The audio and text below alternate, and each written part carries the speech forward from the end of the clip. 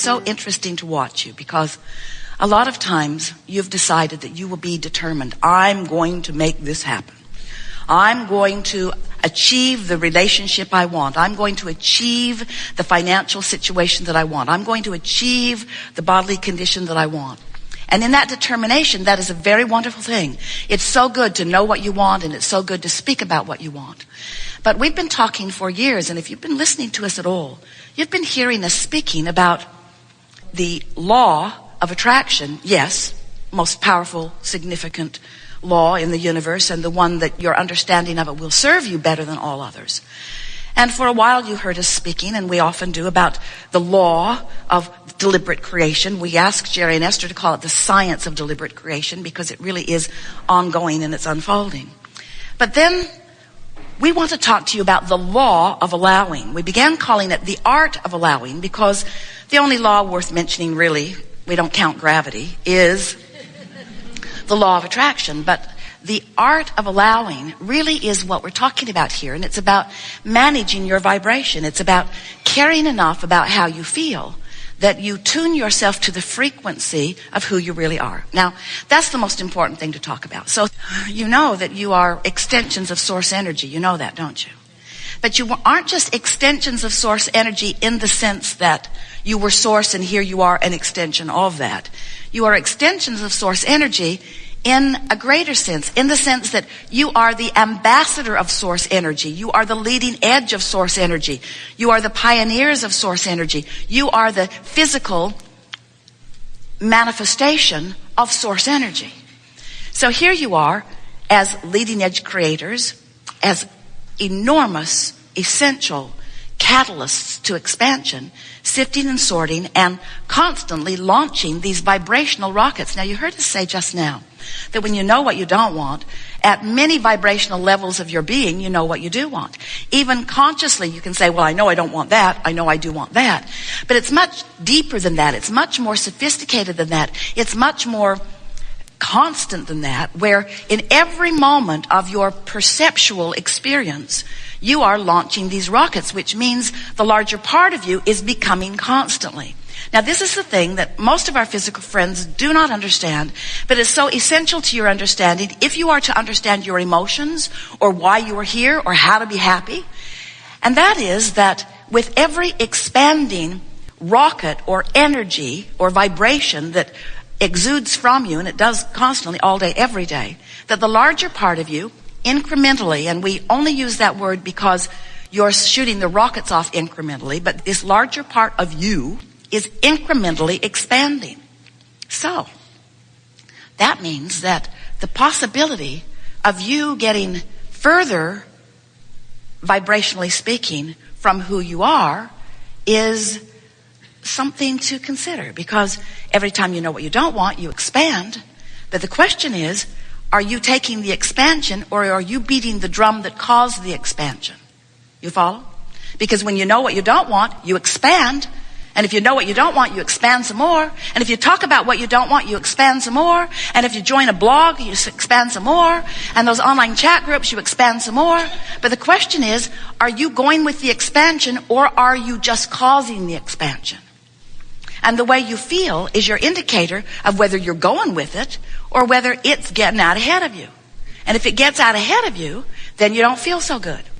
If life causes you to expand and you are not aware of the expansion and doing your work in keeping up with it, then the gap can get wide enough that you can begin to experience some discomfort that is beyond the negative emotion that we love you very much. The negative emotion that, oh, we love you so much. The negative emotion that you have come to accept as part of life. In other words, it feels normal to you to complain. It feels normal for you to feel resentful. It feels normal for you to feel embarrassed or fearful, or it feels normal for you. In other words, you know because you talk to others about the same thing and they tell you they feel the same way. And so you validate your negative emotion because everybody's doing it. And because everybody's doing it, it doesn't feel so weird to you, but it ought to feel weird to you because you're supposed to feel good. And when you don't, something's off, you see.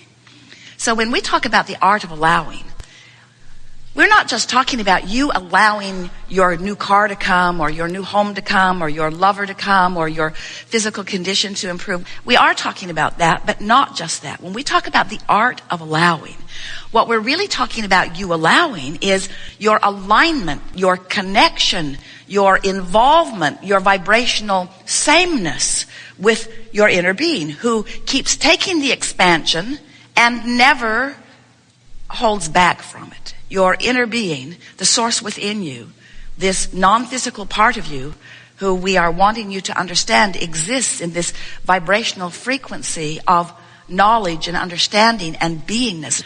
So we know it's annoying. Focused on the emotion and the rest will follow, but don't worry about what's following, because if you worry about what's following, then you mess up the emotion. So just focus upon the emotion and the rest will follow, but don't worry about what's following, because when you worry about what's following, then you mess up the emotion and it doesn't follow. So just focus on the emotion and the rest will follow, but don't worry about what's following, because if you focus on what's following, if you get this, you get this. So often, for years, we've said, as we begin here, are you enjoying the freshness of that new desire? Do you remember when your desires felt fresh? Do you remember that feeling of getting an idea and just the idea of it just made you feel good for a moment? Well, that's the feeling we want you to hold, because as you maintain that, then everything fills in around it. But when that feeling of freshness is muted by your logic, by your awareness, by your comparison, by your taking score, by your measuring yourself with everybody else, by your measuring yourself with your own past experience, when you're measuring the filling in part, we really jumped right into this, didn't we? We've got you right out here on the leading edge. In other words, we are right out on the leading edge of creation with you, and here you are right here with us. Nice to meet you here. Do you believe that the emotion that you feel, that the emotion is more general or more specific than the filled in version? In other words, do you believe that the emotion that you feel when you think about the security of a new car or the fun of a new car, do you think that that emotion is more general or more specific than the leather seats, the torque of the engine, the fact that you no longer need a key,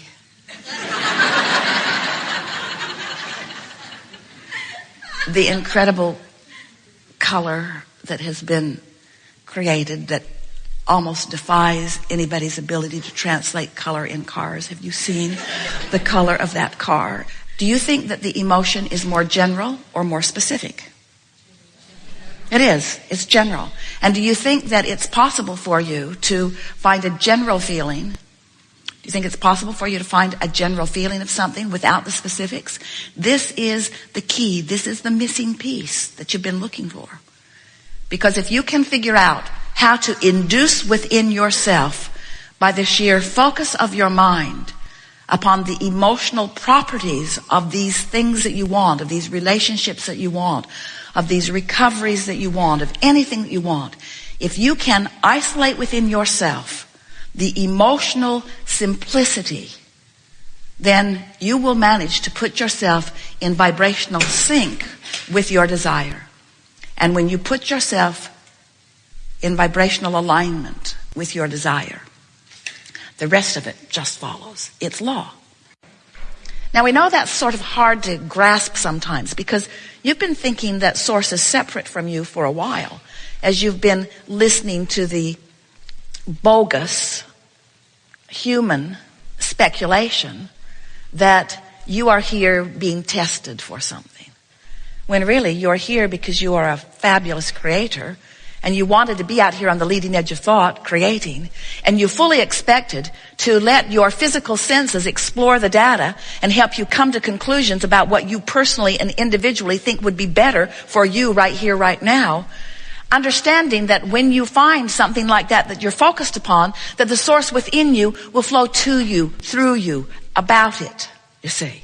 Because source is creating through you.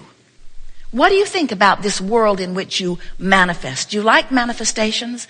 Do you like setting a goal for something or setting an intention for something and then watching the universe provide the path of least resistance in order to give it to you or in order to show it to you? We want you to understand that that path of least resistance really is the path of your lessening of resistance. Because in the moment that life causes you to want something, everything and everyone, all non-physical focus, the energy that creates worlds is on it, providing circumstances and events with law of attraction gathering up all of the cooperative components, bringing each and everything to you. The path of least resistance means, how are you doing in your allowing of what you want? Because when you want something and you fully expect it to be, there's no resistance and the path is clear and fast and easy. But if you want something and you don't expect it to be, if you want something and you doubt it, and why would you doubt it? Because you think you're not worthy, you think you're not ready, you think that there is some other plan, you think that somebody else is calling the shots. There are all kinds of squirrely, ridiculous things that you have picked up along your physical trail that make you believe in your unreadiness or unworthiness, that cause you really to be unwilling in any moment, unallowing or resisting. So you don't let what you want be, and you have all kinds of ridiculous reasons that you explain why what you want cannot be. And we say, there's only one reason why what you want cannot be right now, and it's because you've got a thought that contradicts it and you're not allowing it, period. Because source is on it. When you say you want it, when life causes you to identify that you have this desire, you are a creator that came as a focuser of energy. And whatever you want must be coming into being and is coming into being and will come into being, and you will experience it fully if you will allow it. And this whole gathering, what we are here to talk to you about, is how to figure out how to get yourself in the place of willingly allowing the goodness that you're asking for to flow into your experience. Manifestation is such a wonderful thing. Sometimes as we play with you, we hear you, it's like you think that there's spiritual and there's material and that they don't go together. And we say, then how do you explain being here?